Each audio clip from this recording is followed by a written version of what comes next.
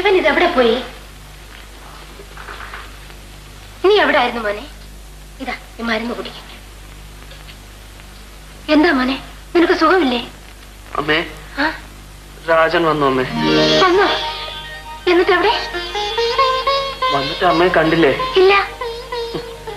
ആ എണ്ണ കമ്പനി അവനെ പിടിച്ചു വലിച്ച് മോളിൽ കൊണ്ടിരുത്തിയായിരിക്കും. വന്നുടനെ അവൻ അയാളെ കാണാനാണോ തിടുക്കം? ഞാൻ പറഞ്ഞിട്ട് പോലും കേട്ടില്ല. അവൻ അയാളുടെ കൂടെ പോണെങ്കിൽ തന്നെ അമ്മയും അച്ഛനും വല്യച്ഛനും കൂടി ഒന്ന് കണ്ടിട്ട് പോയാ പോരെ? വന്നപ്പോ തന്നെ കണ്ടില്ലെങ്കിൽ ആകാശം ഇടിഞ്ഞു വീഴുവോ? നിനക്കൊന്നും മനസ്സിലാകില്ല ഭാർഗവി.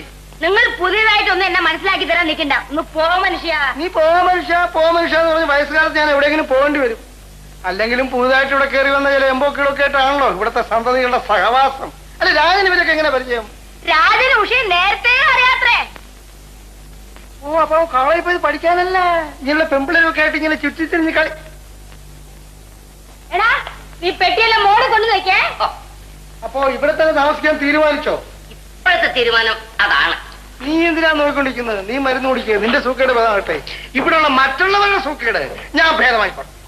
ഞാൻ താഴേക്ക് ചെല്ലട്ടെ, അച്ഛനും അമ്മയും കാത്തിരിപ്പുണ്ടാവും. അപ്പോ നടക്കാൻ പോവാന്ന് പറഞ്ഞിട്ട് വൈകിട്ട് പോരെ? പ്ലീസ്. അവരുടെ സ്വഭാവം എങ്ങനെയാ? എന്തെങ്കിലും ഒന്ന് മനസ്സിൽ വിചാരിച്ചോ അത് ഉടനെ നടക്കണം. ഓറിന്റെ ഹാബിറ്റ്സാണേ. ശരി, ഞാൻ ഉടനെ വരാം.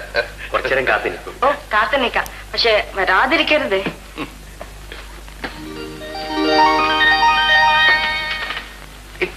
Nice boy. നമ്മുടെ കയ്യിൽ ഒതുങ്ങുന്ന ലക്ഷണം ഉണ്ട് അല്ലേ?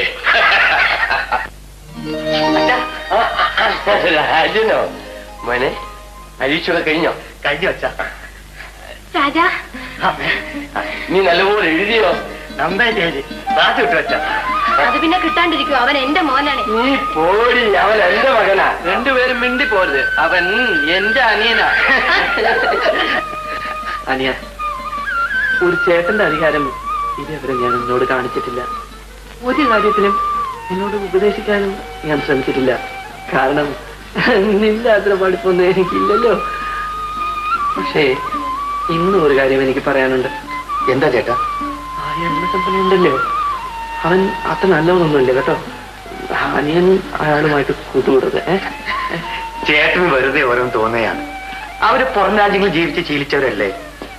പെരുമാറ്റം ചില പ്രത്യേകതകളൊക്കെ കണ്ടെന്ന് വരും. അതൊന്നും വലിയ കാര്യമാക്കാല്ലേ ചേട്ടാ. നിങ്ങൾ ഇവിടെ വെറുതെ സംസാരിച്ച സമയം കളയുന്നല്ലോ. ഉഷ അവിടെ ബഹളം വെക്കണം. ഞാൻ മറന്നുപോയി. ജസ്റ്റ് മീൻ, ഞാനിപ്പോ വരാം.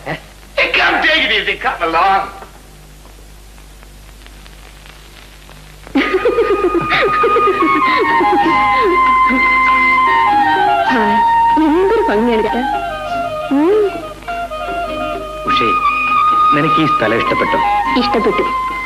സത്യം പറഞ്ഞാൽ എനിക്ക് ഈ നാട്ടിൽ എന്നും കഴിയണമെന്നുണ്ട്.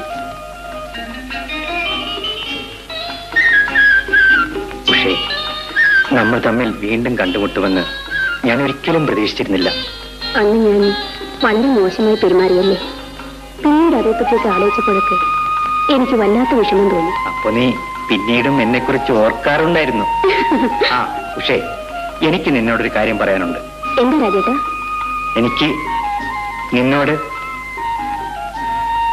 ഇഷ്ടമാണ്. എന്നാൽ എനിക്കൊരു കാര്യം പറയാനുണ്ട്. രാജേട്ടനോട് എനിക്കുണ്ടല്ലോ ഇഷ്ടമാണ്.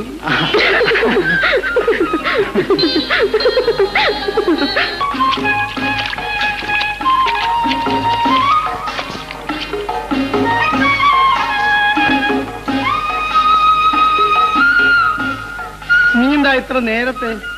നമ്മുടെ കാളകളിൽ ഒന്ന് വല്ലാതെ മടി കാണിക്കുന്നു. ഊഴാൻ തീരെ കൂട്ടാക്കുന്നില്ല. മുണ്ടികളല്ലേ, അതിനെ കൂടെ ഞാൻ പണിയെടുപ്പിക്കുന്നത് ഞാൻ പറഞ്ഞിട്ടില്ലേ?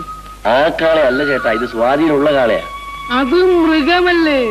രണ്ടു കാലുള്ള മനുഷ്യന്റെ കാര്യം നോക്ക്. ചേട്ടൻ പറയുന്നത് നമ്മുടെ രാജന്റെ പോക്ക് എനിക്ക് അത്ര പിടിക്കുന്നില്ല. അവനെ കുറ്റം പറഞ്ഞൊരു കാര്യമില്ല. അവന്റെ പ്രായം അതല്ലേ. നമ്മൾ പ്രായമായവരത് നോക്കി അവനെ എവിടെയെങ്കിലും തളച്ചിടണം. ഇത് ഞാനെന്തു പറയാനാ, ഒക്കെ ചേട്ടന്റെ ഇഷ്ടം പോലെ. അയ്യോ, ആന്റിന്റെ ഇഷ്ടം തന്നെയാ എന്റെ ഇഷ്ടം. പക്ഷേ രാജൻ കല്യാണം കഴിക്കാൻ എനിക്ക് വളരെ അധികം സന്തോഷമാണ്. പക്ഷെ ഒരു കുഴപ്പം. ആന്റി, ആന്റിക്ക് തന്നെ വേണ്ടത്ര സ്ഥാനമില്ലാത്ത ഈ വീട്ടിൽ എന്റെ അനിയത്തി മരുമകളായിട്ട് വന്നാൽ അവിടെ സ്ഥാനം അടുക്കളയായിരിക്കും. ഉഷ അടുക്കളക്കാരിയാവാനോ?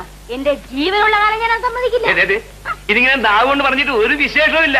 അല്ല, ഞാനൊന്ന് ചോദിക്കട്ടെ, ഈ വീട്ടിൽ എന്തെല്ലാം കാര്യങ്ങൾ നടക്കുന്നു, എന്നിട്ട് അവരാരെങ്കിലും ആന്റിയുടെ ഒരു അഭിപ്രായം ചോദിക്കാറുണ്ടോ? അല്ല, ഞാൻ ഇപ്പൊ ചോദിക്കട്ടെ, ഇപ്പൊ അഞ്ചുണ്ടിക്ക് എന്റെ ആന്റി കല്യാണം ആലോചനയാണേ ആണല്ലോ, ആരെങ്കിലും ഒന്ന് ഒറ്റ വാക്ക് ചോദിച്ചു ആന്റി?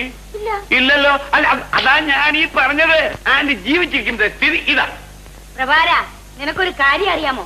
ഈ കാണുന്ന സ്വത്തിന്റെ പാതി അവകാശം ഞാനാണ്. ആയിരിക്കാം, പക്ഷെ ആന്റിക്ക് കുഞ്ഞുങ്ങളില്ല.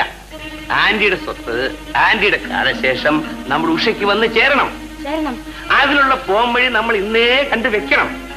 ചെയ്തില്ലെങ്കിൽ ഈ സ്വത്തെല്ലാം കൂടെ ആ ഞൊണ്ടിക്കൈനും പാർട്ടിയും കൂടെ തിന്ന് മുടിപ്പിക്കുമെന്നും മാത്രമല്ല എന്റെ ഉഷ വഴിയാതാരാകുകയും ചെയ്യും. മനസ്സിലായി പറഞ്ഞു? ആ വഴിയൊക്കെ ഉണ്ട്. ആന്റി ധൈര്യമായിട്ട് സ്ട്രോങ് ആയിട്ട് നിന്നാ മതി. പറഞ്ഞു മനസ്സിലായോ? മനസ്സിലാക്കി തരാം. അതായത് ആന്റിയുടെ സ്വത്ത് ആന്റിയുടെ പേരിൽ ഇപ്പോൾ തന്നെ എഴുതി വാങ്ങണം. ആന്റി പച്ച മലയാളത്തിൽ പറഞ്ഞാൽ ആന്റിയുടെ ഭാഗം വാങ്ങണം. ഇത് നമ്മുടെ കൈക്ക് വന്നു കഴിഞ്ഞാൽ ഞാൻ ജീവിച്ചിരിക്കുന്നിടത്തോളം കാലം ഇവന്മാർ ഒരു ഒറ്റ എണ്ണം ആന്റിയുടെ മുമ്പിൽ നിന്ന് നൃത്തം ചെയ്യില്ല. അത് ഞാനേറ്റു. കൊള്ളാം. ചേട്ടൻ എന്തായി കാണിക്കുന്നത്? പല്ല് തേച്ച് കഴിഞ്ഞതിന് ശേഷം നീ മോഹം കഴിവല്ലേ? വെള്ളം കുറിച്ചതാണ് കരുതി. അതൊക്കെ ഞാൻ ചെയ്യില്ലേ? വയ്യാത്ത ഈ കൈയും വെച്ച് എന്തിനെങ്ങനെ ബുദ്ധിമുട്ടുന്നത്? അവിടെ അടങ്ങി ഇരുന്നൂടെ? നിനക്ക് വേണ്ടി കഷ്ടപ്പെടുന്നതാണ് എനിക്ക് ഏറ്റവും വലിയ സുഖം. രാജൻ ഉഷ നിനക്ക് വേണ്ടി കാത്തിരിക്കുകയല്ലേ?